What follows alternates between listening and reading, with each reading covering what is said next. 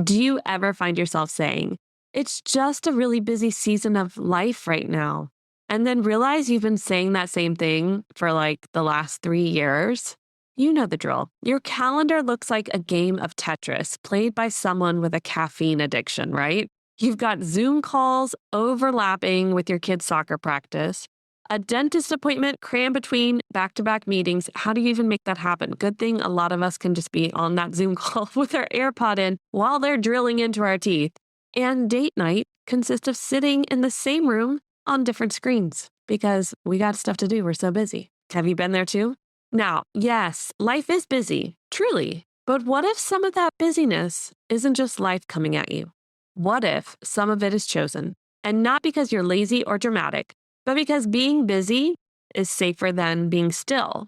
Being still might mean being face to face with the person you don't know how to talk to anymore. So today we're diving into the question, are you actually busy? Are you starting to emotionally avoid each other? So go grab a warm drink and let's dive in.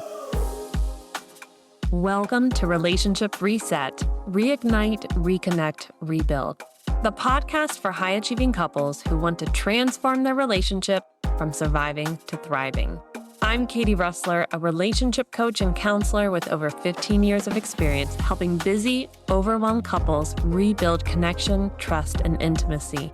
If you've been together for years and feel stuck on autopilot, disconnected and frustrated by constant miscommunication, you're in the right place. Each week, we'll explore practical tools, relatable stories, and strategies to help you reignite the spark, rebuild your bond, and create the relationship you've always dreamed of. Because no matter how long you've been together, it's never too late to hit reset. Let's dive in. So let's talk about the myth of busyness. It's socially acceptable, right?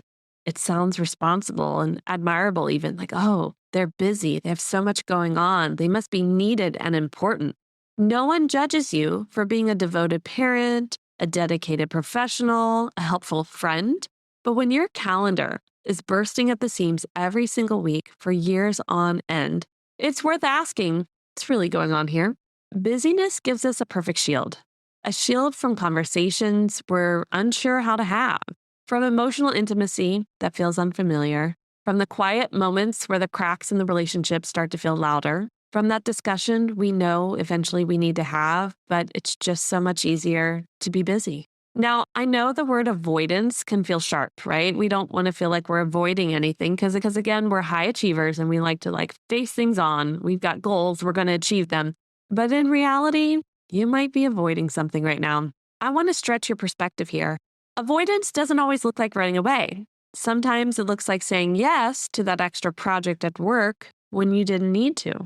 Volunteering for the school committee, even though you're already maxed out. Choosing the dishes, the TV, the endless scroll over sitting on the couch together in silence. And let's be honest, sometimes it's uncomfortable being around our partner. You might not know what to talk about anymore. You don't want another fight, or you just don't feel emotionally safe. You may have lost some respect, or trust feels thin, or the thought of opening up makes your chest tight. So instead, you stay in motion, and over time, you convince yourself it's just a busy season. But it's been years. There's a metaphor I love that I use often about juggling glass balls and rubber balls. Imagine everything you're juggling right now. Each responsibility, task, obligation, all of the things. We like to believe they're all glass, that if we drop any one of them, it will shatter and it is our responsibility to keep it going. But that's just not true. Some of them are rubber. They'll bounce, maybe not perfectly, maybe not without some noise, but they'll recover. And your relationship? That's a glass ball. It will crack if it's neglected for too long. And in the long term, those cracks show up as disconnection, loneliness, even betrayal or burnout. And eventually that ball will break. So it's worth asking yourself, am I protecting the right balls?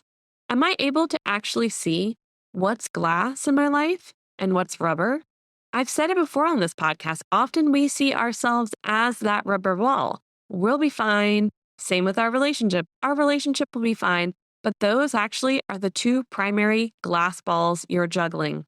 Your health and you, right? And your relationship. We take them for granted and treat them like they'll just keep bouncing if we stop focusing on them. But if you don't focus on it, who's going to?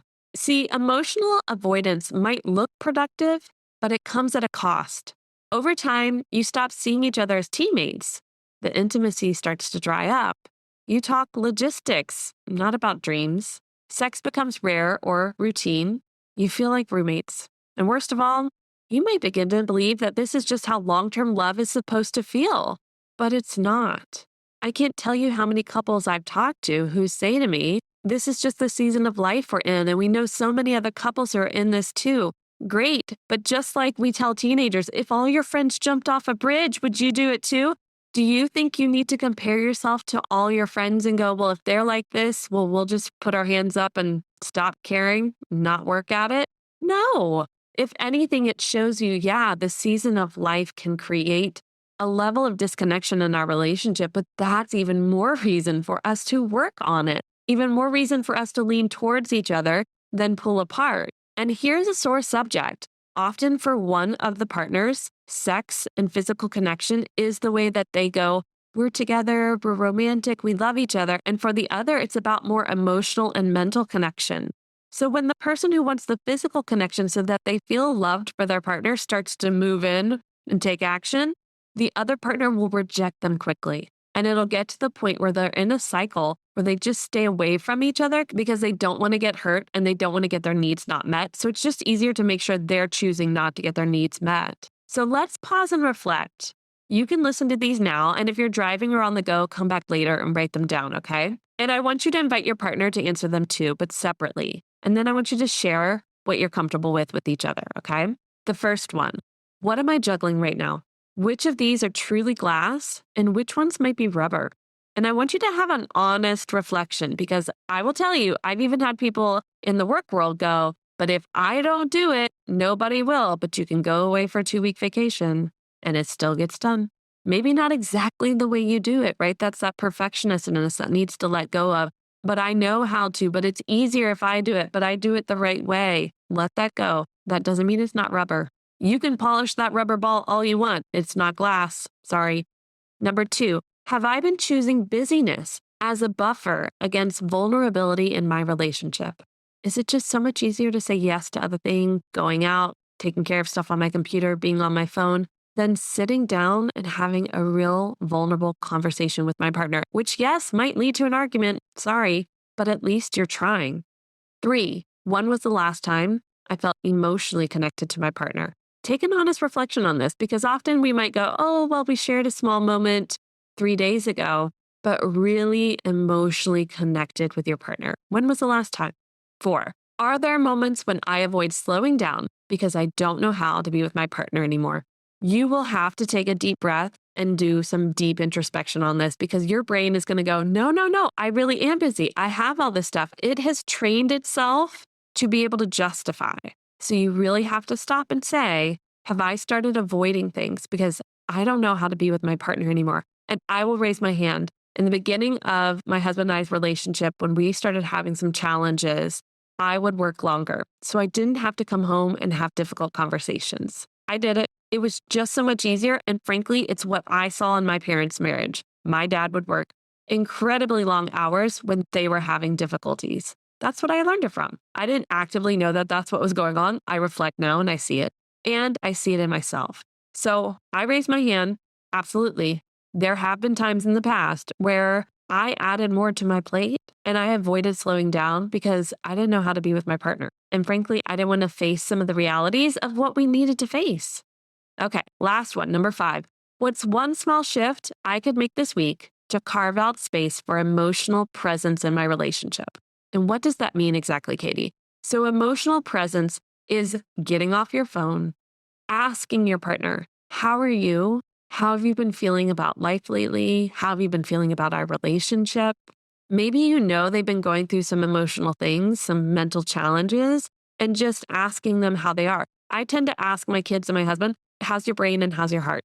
With my kids, I always ask first, how's your brain? How's your mind? How's it going? How's your heart? And then sometimes I'll say, and how's your body? Because obviously sometimes physically we feel tired. But to help them see there kind of are 3 different areas. But with my husband, I'll just say, how's your brain and how's your heart? And that allows him to decide if he's going to be more of a thinker or a feeler in conversation. And it's totally fine. But what's one small shift I can make this week to carve out space for emotional presence? Is it around how you ask questions? Is it taking the time to ask questions? And is it taking the time to actually sit and listen and not fix or interrupt, right? That's emotional presence as well. Okay, you're not alone in this.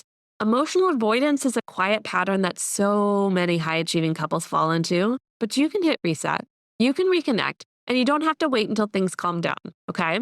And if you would like support, you always know the relationship game plan call is available for you for free. It's a 45-minute call where I help you really dive into what are the challenges you're facing, what are the blocks that are keeping you from making progress on those challenges, and what's your game plan moving forward. So go reflect on those questions, take a good look at your calendar, and see what are you prioritizing right now? Because I imagine you're going to notice there's probably some areas where you haven't been prioritizing the glass ball of your relationship like you should be. I'll see you next week. Thanks for tuning in to Relationship Reset. If you found this episode helpful, share it with a friend who might need it too. Don't forget to rate and review the podcast. It helps more couples discover these tools to rebuild their connection too. And be sure to hit subscribe so you don't miss next week's episode. It's gonna be a good one. Your relationship is worth the work, and the rewards, totally worth the effort. See you next week.